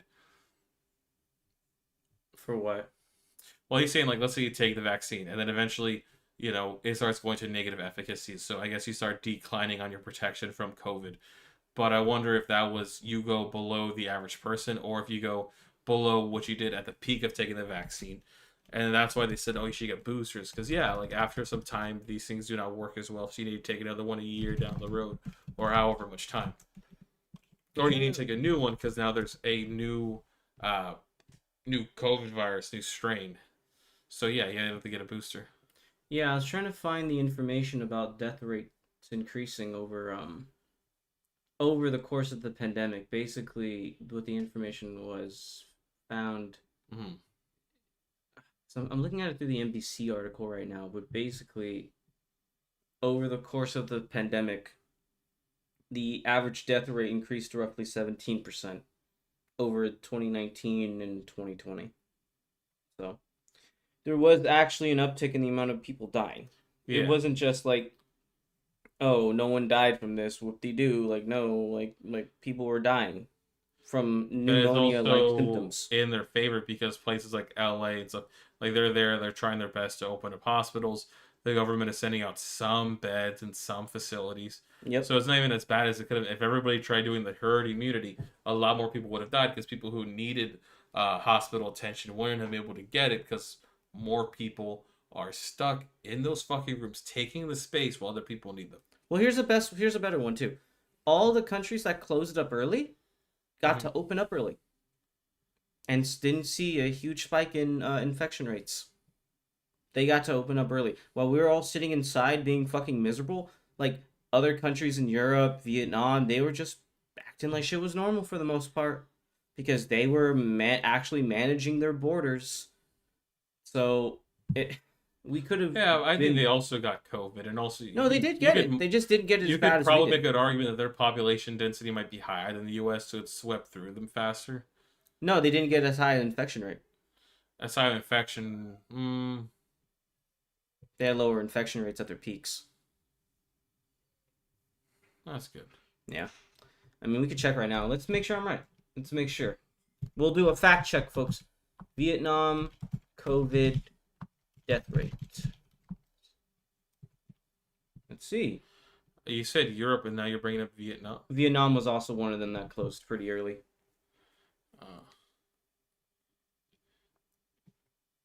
43,000 deaths over, at least so far.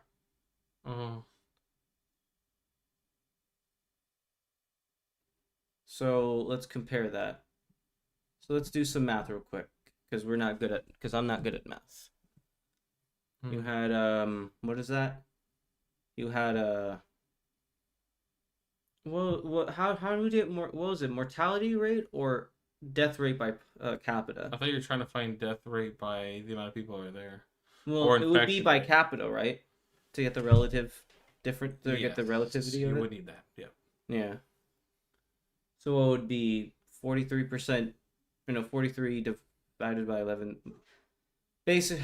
We need to find 43,000 divided by the population. Yeah. Okay. 43,000 divided. But then again, we were also talking about infection rate, not deaths. But... Well, let's compare that to the U.S. infection rate. Well, that wasn't infection; that was death rate. Or United States. 43,000. You mix up woods here. We are.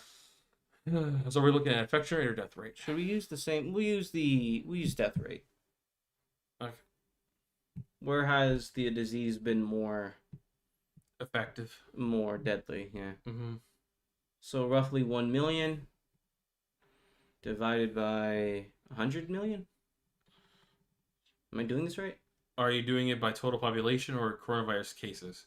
Coronavirus cases. All right. So how deadly is the disease? I mean, I would say that the U.S. has a one-up on Vietnam for the fact that we have a stronger healthcare system. Mm-hmm. But if fewer of them get infected, though. Huh? If fewer of them get infected, though. I mean, yeah, like if you're in a Western nation with a quote-unquote robust healthcare system, I think you're more likely to survive. But then again, I guess if Vietnam has a lower death rate, kudos. We might be. You did it. We might be looking at the wrong numbers, but still, it don't matter. Yeah, I mean, this will be an interesting thing. So that's roughly the death rate. So 1% of people who got it died. Oh wait, I did that wrong. Why'd you times it by 2? Huh? You times it by 2? Oh no, I did that wrong. Point. I forgot how to move the decimal over. Are you times? How did I move the decimal over? It was 10, right? Yep. So it's not even like. So it's like 1. So it's like 1%, maybe. Mm-hmm. Oh. Because I don't think that's 1.1, but it's 1%. No, 0.01 would be 1. 0.1 would be. And then let's look at like Vietnam. I mean, it's 1%. Yeah, 1%. And then for Vietnam, let's check. 43,000. I have a feeling this is going to be a smaller percent. It could be. I think it is. It's about 43 out of 11,600,000 fucking people. God damn. Okay. Yeah. They did better. They did a lot better. Look at all those deaths. Yeah. They did better than us. They're like 0.0. They're like 0.03%. They did it. Yeah, no. America. So basically, my point is, other countries got to open up because they didn't fuck it up so bad.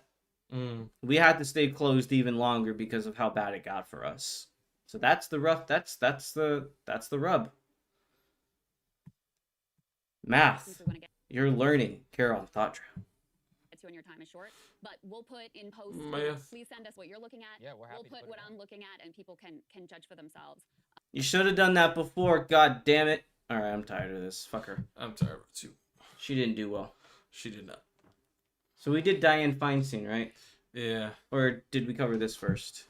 We covered Dianne Feinstein. Oh yeah. We talked shit about her being old as fuck. Yeah. Disney cancels development in Florida. Oh.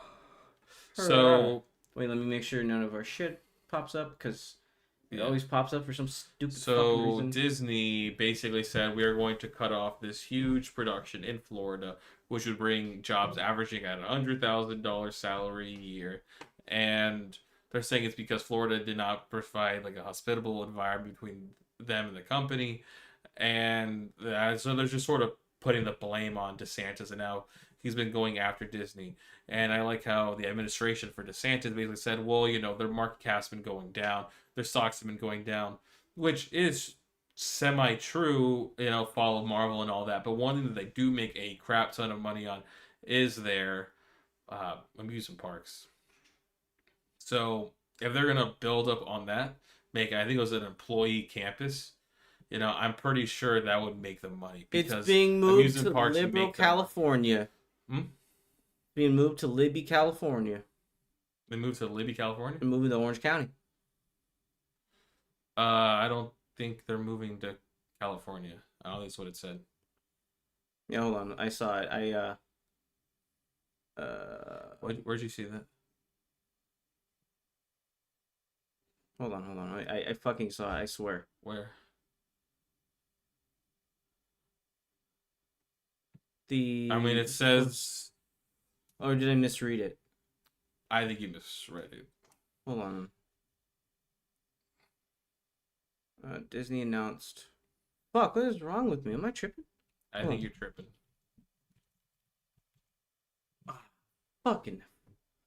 Yeah, I guess I am. I think you tripped. I tripped and I fell. You tripped. It's getting hot. I'm starting to become delusional. I've been sweating since before we streamed. I had to wipe myself before we started, man. When you say it like that, it's like you sweated up your ass. Yeah, no, it's just like the ass sweat, man. I'm just leaving marks on the seat. Not even shit. It's just pure sweat. Don't worry, I can huff the smell after you leave. Oh god, I don't live here. You were there. But yeah, no, it was just talking about how a bunch of people relocating from California to Florida, and if I remember right, if I look back on it. Oh, we might have to cut this show short. Probably. So that they wanted to make a bunch of... Wait, hold up. Oh, sorry. Let me see the exact number. Yeah, so the 2,000 jobs with average salaries of 120,000, which would be great for Florida. And no, they wanted to relocate more than 1,000 employees from California and bring them to Florida, and 200 employees have already relocated. And I guess they're saying it's because of these jobs that were going to be provided. And DeSantis dropped the ball. They didn't. They went after Disney and attacked them in their interests. So now Florida's saying, "Well, fuck you. We won't build more shit over here." Imagine just DeSantis having the W of, we took 1,000 jobs from California, all of them high earners, people making $100K a year plus. DeSantis could have been saying like, "Oh, look at California, they're all leaving them. Don't go on." Yeah, they love Florida more. Florida's so great, but he lost that talking point because he has to be a bigot. I kill jobs. Yeah. I'm DeSantis. He literally killed jobs for Floridians. How far do you want to go into the list? I'm not sure. We can just watch a few things. I think we could. I mean, we can skip the train one. We can skip the fun stuff, honestly. Okay. Skip the teacher, drug dealer. Do you want to just do ended authorities destroy beer? Maybe, yeah. Because I'm. The Candace Owens one is it's just her talking about. Well, people were complaining that she spent. Oh, it's a video. I mean, Yeah, we could do that real quick. Huh? I mean, what? I mean, we can go over if you want. It's just her being a super ultra elitist, buying expensive ass seats because that's what Daily Wire is for, fighting for the people. When the political commentator spends $18K, nearly $20K, on 3 airplane seats. Hey, I'm just saying, when we become big streamers, when we become big streamers, we'll be taking $18K. I'm going to be flying economy because I want to fly business. Want my money spent elsewhere. Oh, I know. Yeah. If we ever have the money, I would want to fly. I would like to fly. It's just so posh what she says. You can see it in the title. When people point at her spending $20K on seats, she's buying this for herself once. Bud Light. It's like it's no. She was splurging. She doesn't do this all the time.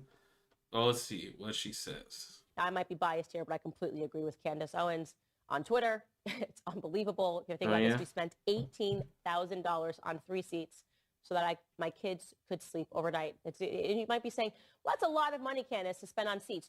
Let me have access to your debit card in the way that you spend, right? People that waste their time drinking on the weekends, everyone gets to decide what they value in life. Me, making sure my kids are rested when we're doing an overseas 10 hours. You don't need to spend $18K.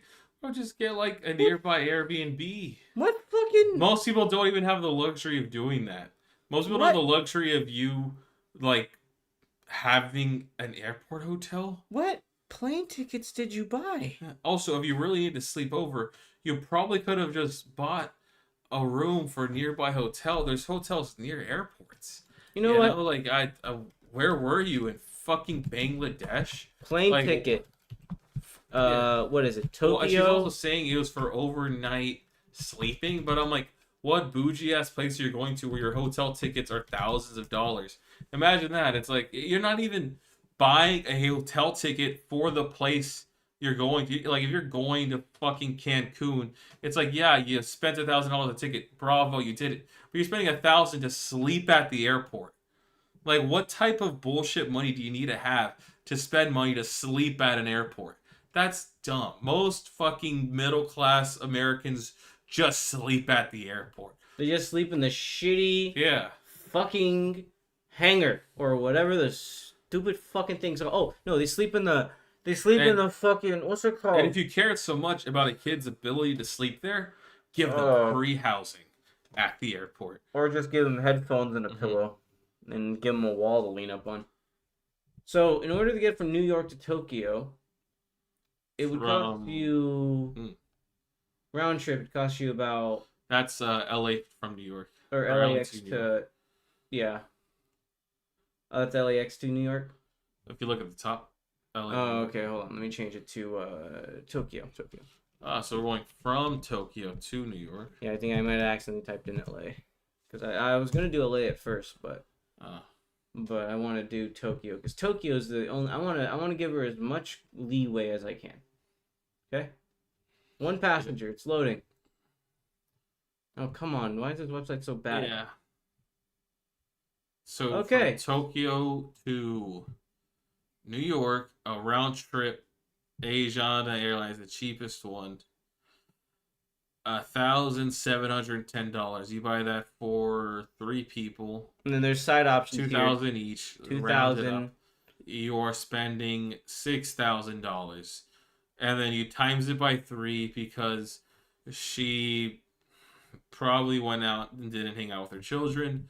$12,000 more dollars. Oh, this is economy. No, we're dumb. Hold on. All right, yeah, go up. What is it? What do we do? First class? First class, baby. Let's see. Now we'll see. We will see the truth of the world. She's riding first class. Let's do it. 5,000. Come on, 5,000 each. Come on, make us give look me like that whores. fucking free peanuts on the airplane. Yes! Yeah, baby. $9,000 round trip, baby. We don't even know if her payment was round trip. It could have been one way. And it could. But here we go. So assuming she only as paid low one as way, $833 a month. assuming she only paid one way, it'd be like 5,000 ahead, roughly. So there you go. Queen Candace Owens, man, there she is, on the dime of Daily Wire. Oh, this is from the Swiss to what? Swiss Airline, I think. Yeah. Oh, Swiss Airline. Okay, I'm stupid. Yeah, there you go. Oh God, it gets even worse the farther you go up. Wow, Jesus. Okay, where that transition. Our flight, having to deal with jet lag the next day is worth it. These are the reasons that I work hard so that I can be able to, I'm traveling with my kids, not necessarily for myself, be able to say, okay, I have an infant on me. She's kind of heavy. She's 10 months now. I would like to recline her fully when she's sleeping. I have a 2-year-old. I'd like to recline him fully when he goes to sleep before an overnight flight. Now, this is obviously not what's at issue here. You don't have to agree. Candace Owens does not want older children on the flight. Oh no, your children can't sit up against the chair and sleep. That's just never saw a child do that. Or what you could do is just not fly. You could just not put yourself in that situation where you spend $18,000 on a ticket. Slightly hotter take. A lot of people just don't pay $18,000 for a vacation. Slightly hotter take. Unless this was a vacation, why are you taking your kids to work with you? Yeah. You don't need to drag them all around the country. I mean, taking them to vacation, I guess, but like, it's like, yeah, they need the cozy seat. Purchase business class seats. But of course, if what you purchase you don't actually get. You are experiencing financial fraud. You cannot walk into a store and say, I'd like to purchase this t-shirt. Then you pay for the shirt and they say, actually, we don't have any more left and we're not refunding you. It would make absolutely no sense. Of course, this is what I paid for. This is what I evaluated in my head. No, we're just making fun of how posh you are. It's not even saying the ad anymore. I mean, you literally paid for sleeping space and you got sleeping space. You know? Yeah. Spill that one fight seems like a non-issue. It just shows how gross the spending is for these people who are rich as fuck. Like, yeah, that's ridiculous. She cares about you. Yeah, she totally understands the problems of the American people when she's spending $8K on a single day. 18K. Yeah, 18K on a single flight. You know how much rent I could get a person in California in this shithole ass state? I could get them a lot of rent. I could get them like 6 months worth of rent. Yep, but, you know, Candace Owens... Oh, no, sorry, excuse me. 9 months worth of rent. Actually, excuse me, that's a lot of time. Excuse me, 1 month of rent. That's the true. Oh, for Candace? For LA rent. Oh, yeah, no, in the apocalyptic city that it's LA. San Fran. They don't even take money, they just take gold bars. They just take your children. You have to sacrifice them. To the homeless. You gotta sacrifice one to a crackhead, and they'll leave you alone for a week. After the week, you gotta give them another one.